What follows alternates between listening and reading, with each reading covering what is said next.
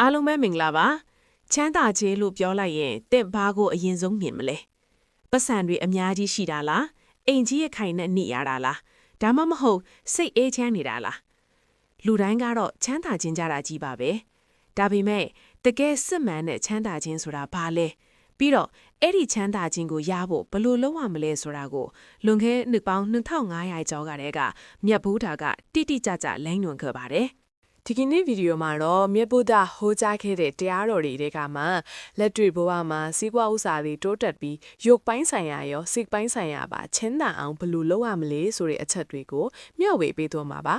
ဗီဒီယိုလေးကိုစောင့်အောင်ကြည့်ဖို့ဖိတ်ခေါ်ပါတယ်ပထမဆုံးအနေနဲ့မြတ်ဗုဒ္ဓဟာလောကီစီးပွားဥစ္စာရှာဖွေတာကိုမတားမြစ်ခဲ့ပါဘူးမှန်ကန်တဲ့နီလဲနဲ့ရှာဖွေပြီးချမ်းသာအောင်လုပ်ဖို့ကိုတော့အားပေးခဲ့ပါတယ်ဒိဋ္ဌဓမ္မဟိတဒုက္ခပစ္စုပ္ပန်ဘဝချမ်းသာကြောင်းတရားတော်မှာချမ်းသာဖို့အတွက်အချက်၄ချက်ကိုတိတိကျကျမိန့်ကြားထားပါတယ်။အဲ့ဒါတွေကတော့တေ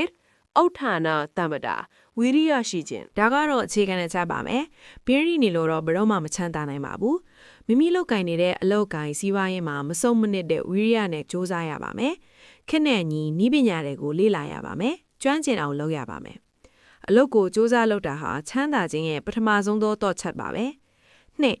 အရိခတံပတာထိမ့်သိမ့်ခြင်းရှာယုံမဲရှာပြီးမထိမ့်သိမ့်တဲ့ညီဖားဆောင်တယ်လို့ဖြစ်နေမှာပါ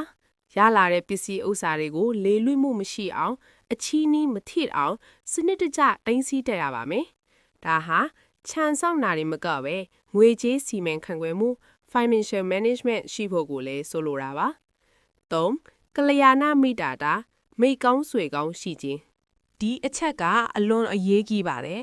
အပေါင်းအသင်းမှားရင်ဘဝပြတ်တတ်တယ်ဆိုတာအမှန်ပါပဲကိုကိုလမ်းမရောက်အောင်ဆွဲခေါ်မဲ့သူဒူးစရိုက်အလုပ်တွေလုပ်ဖို့တိုက်တွန်းမဲ့သူတွေကိုရှောင်ရပါမယ်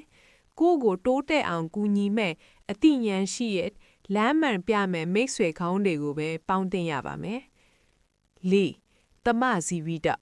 မျှတစွာအသက်မွေးခြင်းရတာထက်ပိုမသုံးပါနဲ့ဒါဟာအကျွေးနွယ်နဲ့မနစ်ဖို့နဲ့ရေရှည်ချမ်းသာဖို့အတွက်အရေးကြီးတဲ့နည်းရမှာပါဝင်ငွေနဲ့ထုံငွေကိုမျှတအောင်စီမံရပါမယ်ကစီးနဲ့ဖို့မဟုတ်တလို့ဖြုံးတီးဖို့လည်းမဟုတ်ပါဘူးချွေတာတင်တာချွေတာပြီးသုံးတင်တာသုံးတရပါမယ်ခုနကပြောခဲ့တာတွေကရုပ်ပိုင်းဆိုင်ရာချမ်းသာဖို့အတွက်လက်တည်ကြတဲ့နည်းလမ်းတွေပါဒါပေမဲ့မြတ်ဗုဒ္ဓကပစ္စည်းဥစ္စာတင်မကဘဲစိတ်ချမ်းသာမှုကိုလည်းအလေးထားတာနေစစ်မှန်တဲ့ချမ်းသာခြင်းကိုရဖို့အတွက်အောက်ပါကံတရားတွေကိုလည်းတည်ဆော့ရပါမယ်ဒါနပေးကမ်းစွန့်ကြဲခြင်းဗုဒ္ဓဘာသာမှာပေးမှရတယ်လို့ယုံကြည်ပါတယ်ဒါနထူတာဟာလောဘကိုနည်းစေပြီးဘဝအဆက်ဆက်မှာဥစ္စာကျွဲဝစေတဲ့အကြောင်းရင်းဖြစ်ပါတယ်တီလာစောင့်ထိန်ခြင်းအ ਨੇ ဆုံး၅ပါးတီလာကိုလုံခြုံအောင်ထိမ့်သိမ့်ပါတီလာရှိသူဟာစိတ်အေးချမ်းရသလိုအန္တရာယ်ကင်းပြီးလက်လားပါလည်းပွင့်လန်းတတ်ပါတယ်ဘာဝနာပွားများခြင်းစိတ်ကိုတည်ငြိမ်အောင်အသိဉာဏ်ပညာရှိအောင်ကျင့်ကြံတာဟာအကြီးမားဆုံးသောချမ်းသာခြင်းဖြစ်တဲ့နိဗ္ဗာန်ကိုရရှိစေတဲ့လမ်းစဉ်ပါပဲဒါကြောင့်အနှစ်ချုပ်ရရင်မြတ်ဗုဒ္ဓအလိုအယတ်ချမ်းသာခြင်းရင်ပြီးရိမနေပဲဝရိယရှိရှိနဲ့အလုပ်လုပ်ပါရလာတာကိုစနစ်တကျစီမံခန့်ခွဲပါမိတ်ဆွေကောင်းတွေကိုပေါင်းသင်းပါဝင်ငွေထွက်ငွေမျှတအောင်နေထိုင်ပါပြီးတော့ရုပ်ဝတ္ထုတွေနောက်ချီးပဲမလိုက်ပဲ